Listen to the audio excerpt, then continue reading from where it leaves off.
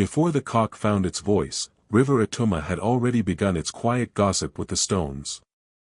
The water moved with the hush of an old woman telling secrets to a mortar. Elias sat on the bank with his canvas propped on a termite-eaten stool, eyes narrowed like a hunter sighting bushmeat. For months, a woman had come to him in sleep, ankles ringed with light, hair full of lilies, eyes like deep places where hooks fear to sink. Our elders say, when a man dreams the same dream 3 times, either a marriage waits on the road or a grave waits behind the anthill. Elias did not argue with elders, he merely carried their words the way a calabash carries water, carefully, but with his own gait. Etuma village was the kind that wore its history like raffia, simple, frayed, but useful. Children ran barefoot, palm oil stained the lips of the evening, and the men, lean as fishing spears, learned the moods of water the way traders learn the faces of customers. Mama Obi, who kept stories the way a pot keeps heat, often warned him. "My son," she said, "the river is a good friend who does not forget debts. The goat that drinks where it does not greet will cough in the dry season." Elias would nod, then return to the bank, because the hand obeys the drum it hears. And the dream's drum beat in him, steady, insistent. That morning, the mist lifted its white wrapper from the water, and there she was, a woman where the river bent, standing as though the current was her mat. No ripple shook her feet. She watched him with the patience of a moon. Elias forgot his name. The brush slipped and painted a line that did not belong. When he blinked, she was missed again. The heart has its own feet, his carried him to the bend. He found only lilies shivering in the shallows and a scent like first rain on red earth. He returned home with a canvas that looked half-born and a hunger that tasted like salt. "You have seen something you cannot swallow," Mama Obi said, reading his face the way a midwife reads a laboring sky. "Remember, the river that forgets its source will quarrel with the sun." Evening came with the unhurried authority of a chief. Drums cried somewhere beyond the raffia fences, someone's child had cut a first tooth, or a palm wine tapper had returned with a story too sweet to keep. Elias lit his lamp. The room took shape, bed, table, the leaning canvas, the old stool he refused to throw away because it had learned the weight of his body. He set his paint, but the colors behaved like stubborn goats. Yellow would not be sun, blue would not be river. What is a painter whose colors have become strangers? He tried memory. He tried prayer. He tried the slow breathing Mama Obi taught him when grief for his parents rose like flood. The lamp hummed. A moth died like a small proverb against the flame. Outside, the river was a far voice. Inside, an empty calabash. Then the door sighed, not opened by hand, but by a presence that remembers its way. Water touched the threshold and walked in. She stepped from the dark as if the night had been a wrapper she untied, skin carrying the quiet of deep pools, hair threaded with lilies that shone like small moons. The room smelled of wet stone and new beginning. Elias stood. Words were chickens, alive, noisy, directionless. She studied him the way rain studies a thirsty field. "My name," she said, and her voice held the grain of riverbed stones, "is Naia." He swallowed. The lamp trembled. Somewhere a drum stumbled then found its beat. "You have called me with your seeing," she said. "Now the road is forked. The hand that chooses yam also chooses the knife." She lifted her palm.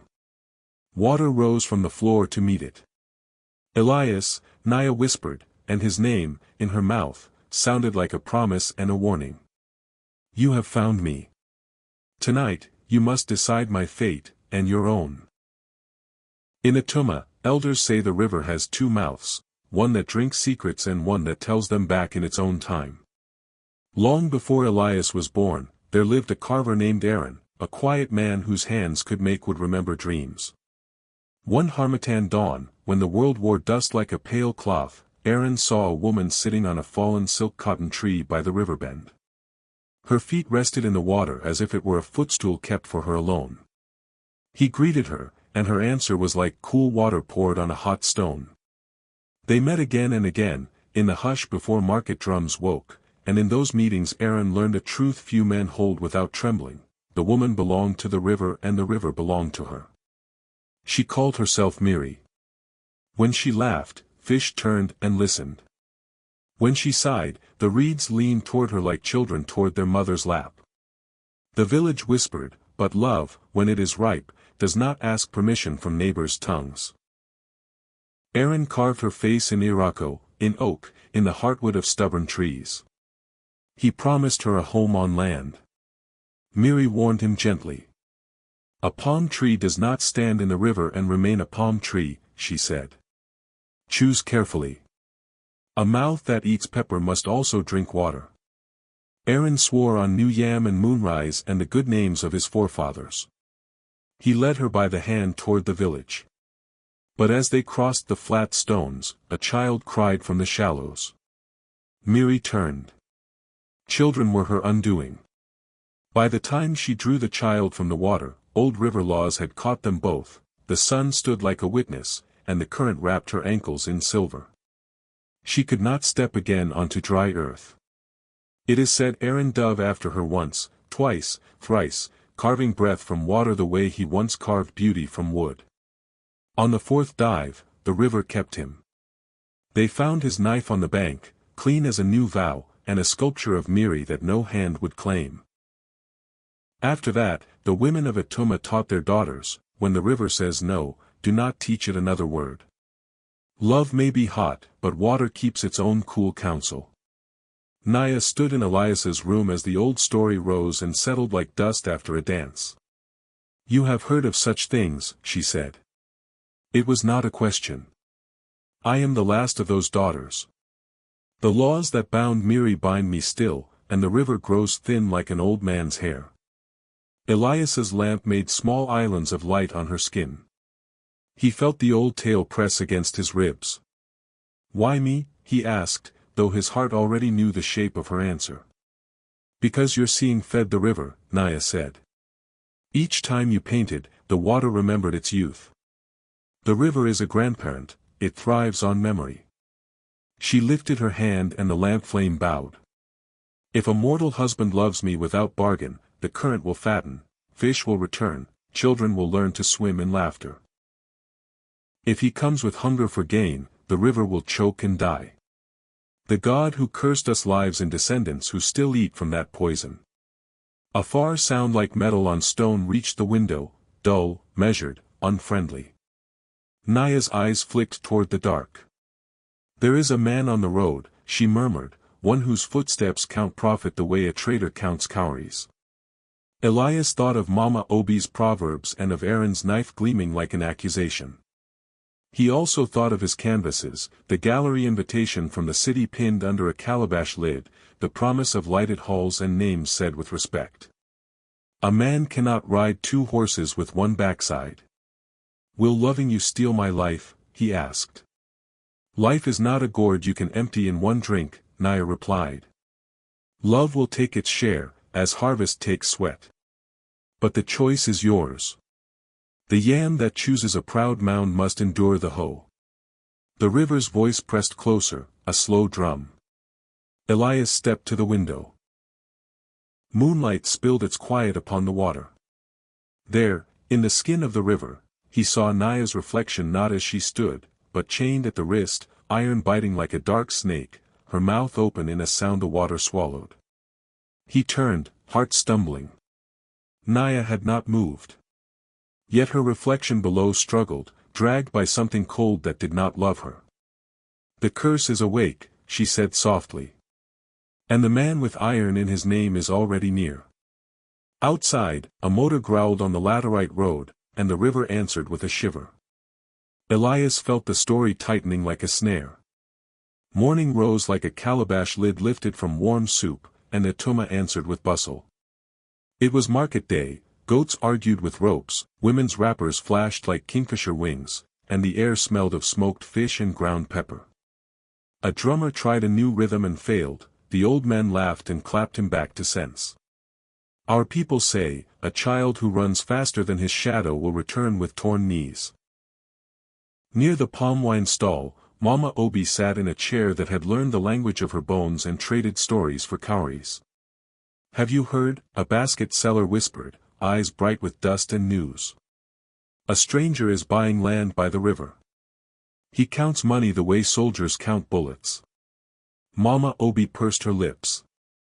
When a crocodile smiles, it is not from shyness. The elders nodded, and the talk drifted like smoke. Elias moved among the stalls with his rolled canvas underarm, tasting the day. Children tugged his sleeves, begging for their faces to be sketched, and he obliged with quick charcoal blessings. By the fish tables, the river left a small wonder, a basket of silver tilapia so fresh they flashed like mirrors. "The water is singing again," a fisherwoman said, surprised. Elias felt Naia in the coolness of the breeze, in the sweetness of the well where women queued with pots. The river that remembers its youth hums beneath men's feet. But news travels faster than palm wine. At the far end, a young trader with city shoes told Elias, "There is a man from the capital who buys paintings before the paint can dry. He pays in big notes and bigger promises. He asked for the artist who paints the river as if it were a living mother." The trader smiled the way a blade does. "He has the look of a man who never hears no. Elias laughed without laughter. "A man with two hungers, our elders say, must learn which stomach he will feed." He bought collarnuts from Mama Obi, salt for his kitchen, and walked home as the market beat softened behind him like a drum wrapped for the night. Naia stood by his table, studying the canvas titled The Last Daughter.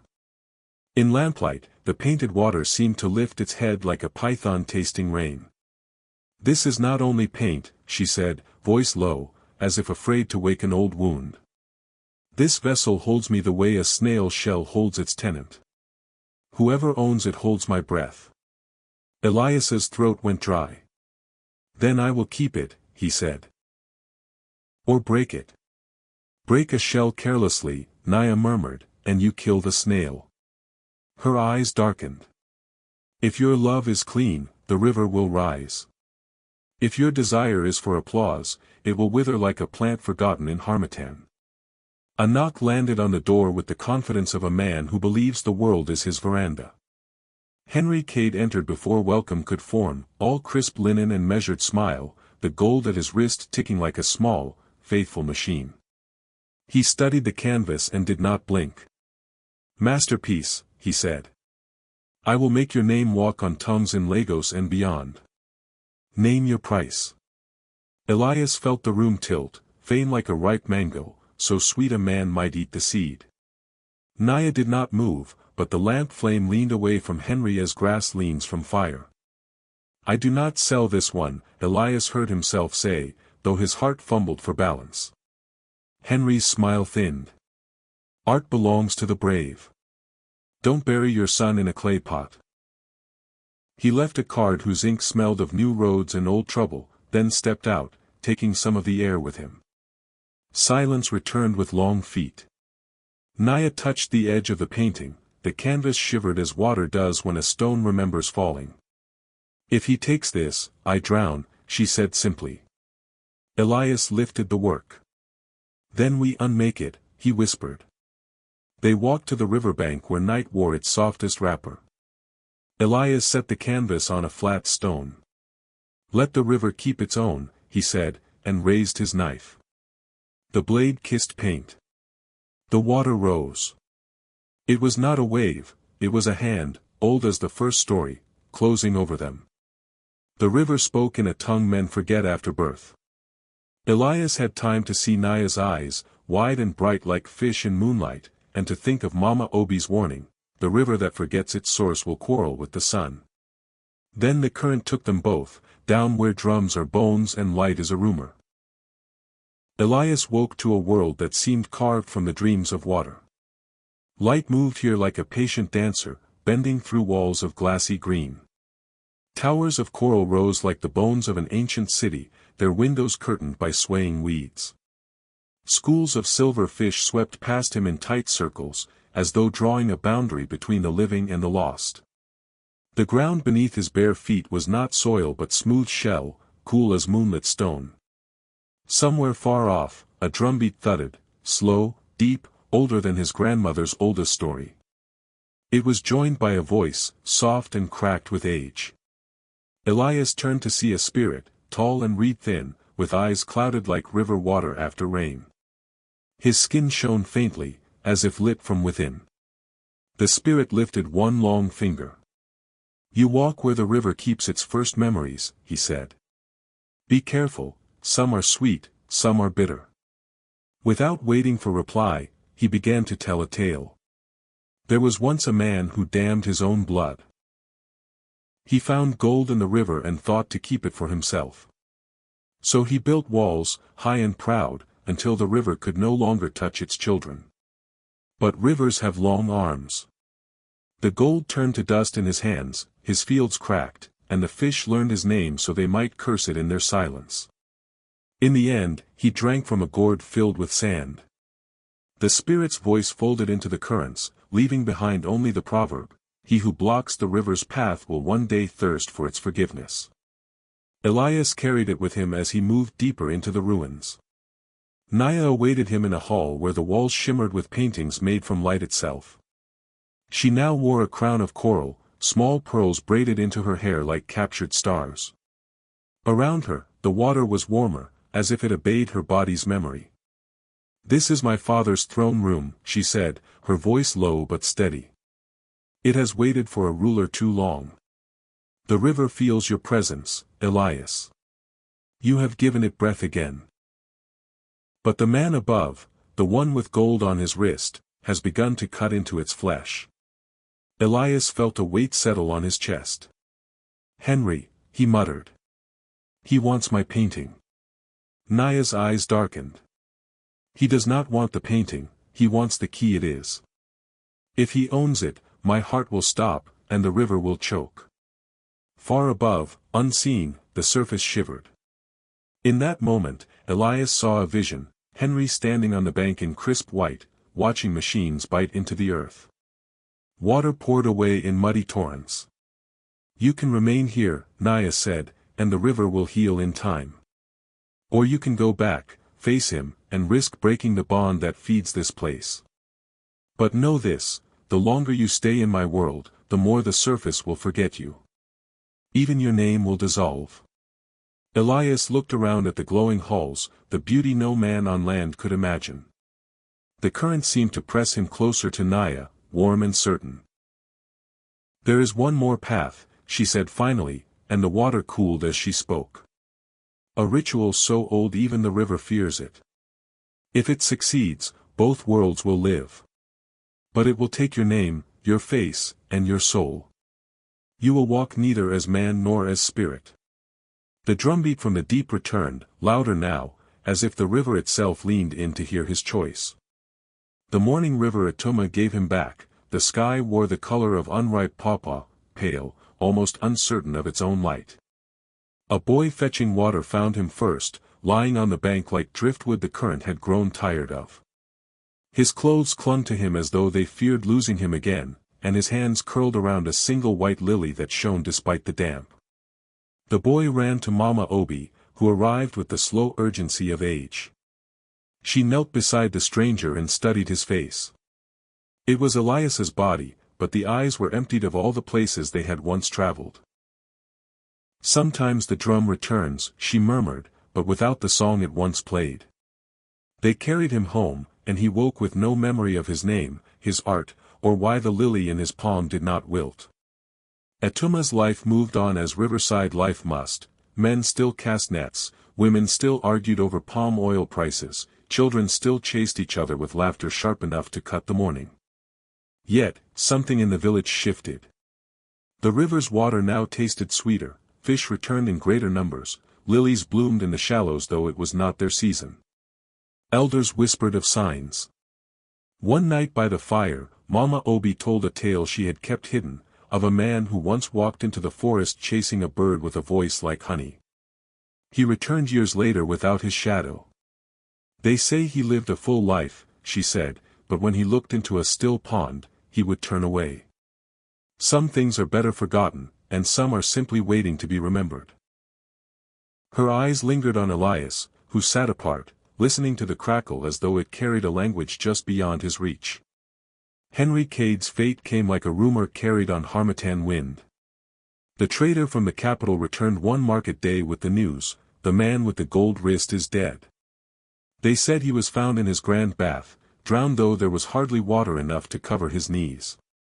The strangest part, the trader swore, was that the water smelled faintly of lilies, and one petal floated against his chest.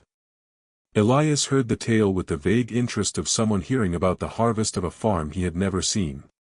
Yet, that night, sleep would not hold him. The river called, not in words, but in a pull, like a gourd drawn toward its spring. He walked barefoot to the bank, the lily still fresh in his hand.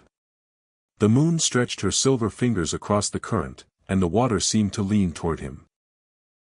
A fisherman passing in his canoe swore later that he saw a tall man standing knee-deep in the river, murmuring as if to an unseen lover. When the fisherman called out, the man turned, and his face seemed blurred, like a reflection troubled by wind. In the days that followed, villagers claimed they saw him often at dawn, always with the lily, always gazing into the water as though waiting for something to rise. The children, in their mischief, began calling him the man who listens to the river. Beneath the surface, far from the reach of sunlight, the throne room of the river kingdom glowed faintly. Naia sat alone, the current weaving her hair around her shoulders. Before her stood a wall of shimmering light where images bloomed and faded. She lifted a brush, not of bristle, but of rivergrass bound in pearl, and painted the face of a man. She painted it again and again, each time with a tenderness that seemed to ache. When she finished, she rested her forehead against the wall. One day, she whispered into the deep, "You will remember your name. And when you do, the river will know it first." Dear viewers, what did you take out from this wonderful story? For more stories like this one, like, subscribe and turn on the notification button to stay updated.